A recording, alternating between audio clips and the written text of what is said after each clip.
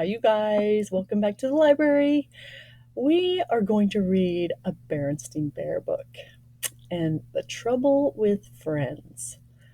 I have always loved Berenstain Bears when I was a kid, but man, Berenstain Bears has so many cool books with lessons. When making friends, the cubs who's wise is the cub who learns to compromise. Hmm, looks like this could be really helpful. Sister and Brother Bear, who lived with their mama and papa in the big tree house down a sunny dirt road deep in bear country, were not only sister and brother, they were playmates and they got along pretty well most of the time. But Brother was quite a lot older than Sister, almost 2 years, and sometimes he wasn't much interested in the games she wanted to play, especially when Sister got a little bossy, which she sometimes did.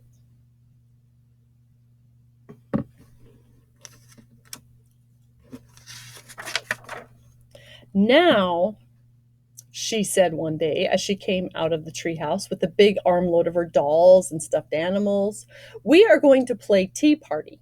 You sit there and be the papa, and I'll sit here and be the mama." Gee, sis, said Brother, "I'm too old to play tea party.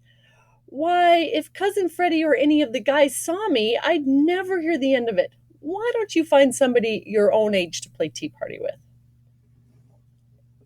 Besides, I have a date to go skateboarding with Freddie." And he zoomed, leaving Sister all by her lonesome. "All right for you," she shouted. "Oh dear," said Mamma, who was watching from the treehouse window.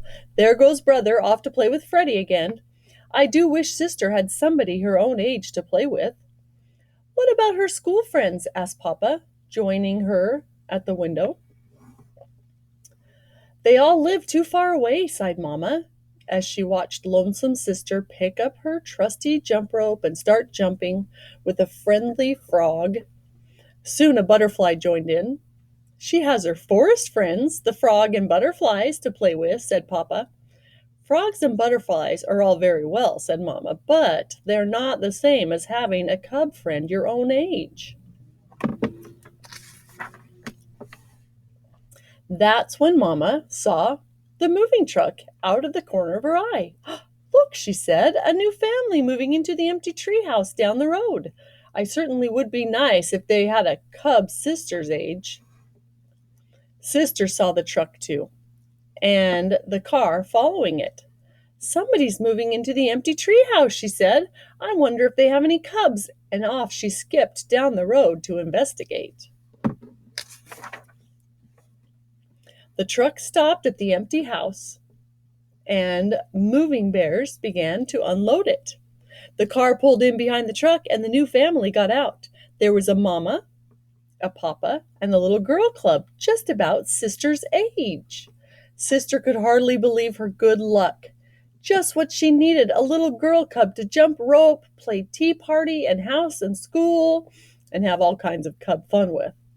She could hardly wait to say hello. She skipped over and introduced herself.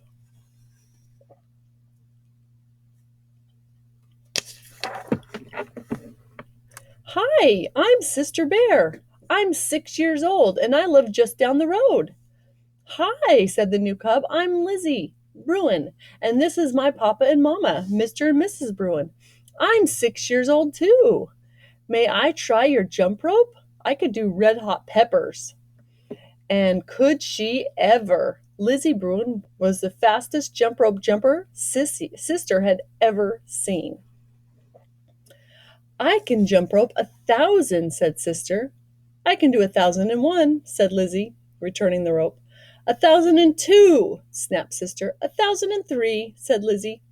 "Well, we'll just see about that. Let's have a jump rope jump off, here and now," said Sister. Let's not and say we did," said Lizzy. "Say, isn't that a playground over there? Last one there is a rotten egg," and off she ran, with Sister doing the best to catch up. Oh dear, that was fast. Well, said Mamma, who had been watching them from the window, the new cub certainly has a live little thing. She may be just what Sister needs. Sister and Lizzy had quite an afternoon. They climbed to the top of the jungle gym, rode the seesaw, pushed each other on the swings, and played tag, laughed and giggled, rolled down the grassy bank, and picked wildflowers for their mammas. Why, thank you, sister. How lovely, said Mamma, putting her wildflowers in water. Well, that's your new what's your new friend's like? Her name is Lizzy. She's 6 years old.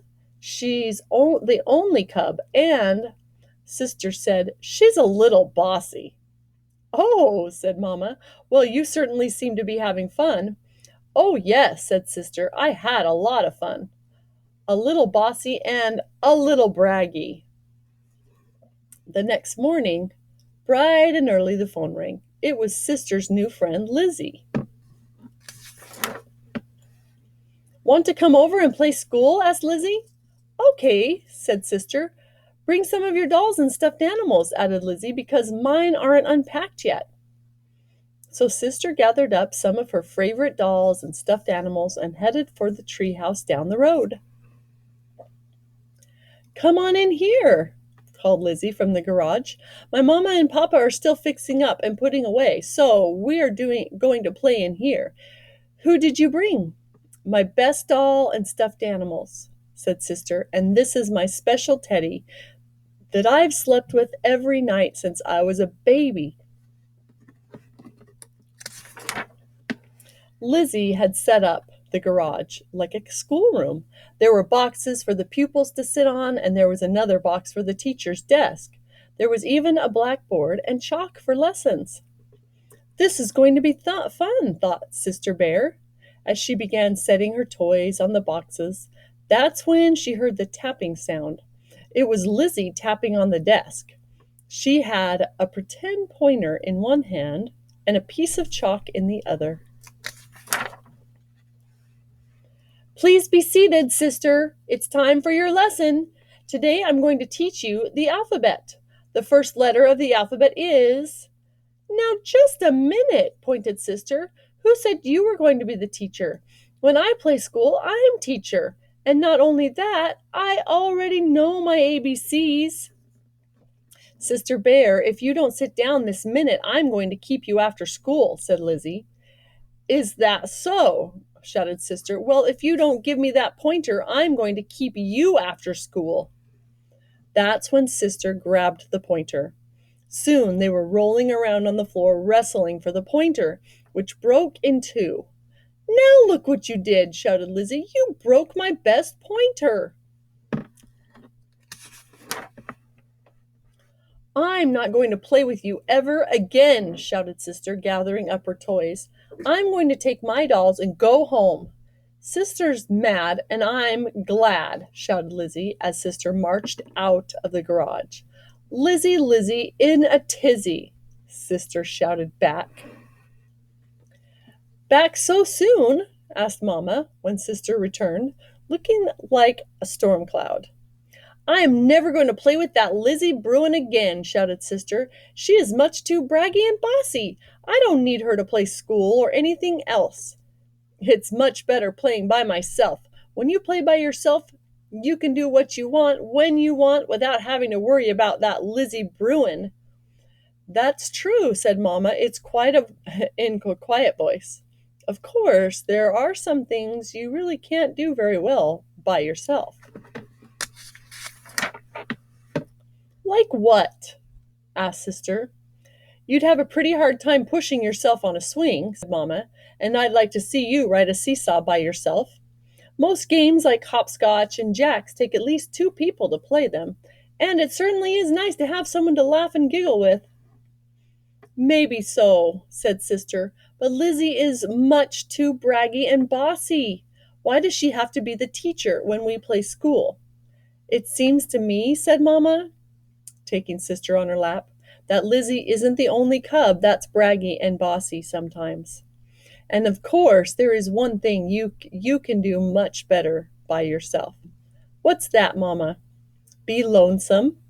said Mama quietly, and that's when somebody knocked on the door.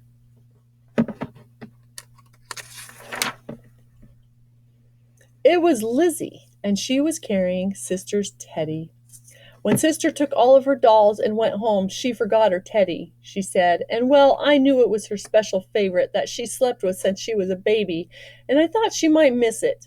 Why, thank you, Lizzy, said Mamma. That was very thoughtful of you. Thank you very much, said Sister, hugging her teddy, and you can be the teacher if you want to, said Lizzy. Or, said Sister, we could take turns being the teacher. Terrific, said Lizzy. Great, said Sister, gathering up her dolls and stuffed animals again. Last one back to your garage is a rotten egg. And off she scooted, laughing and giggling, with Lizzy scampering after her. The end.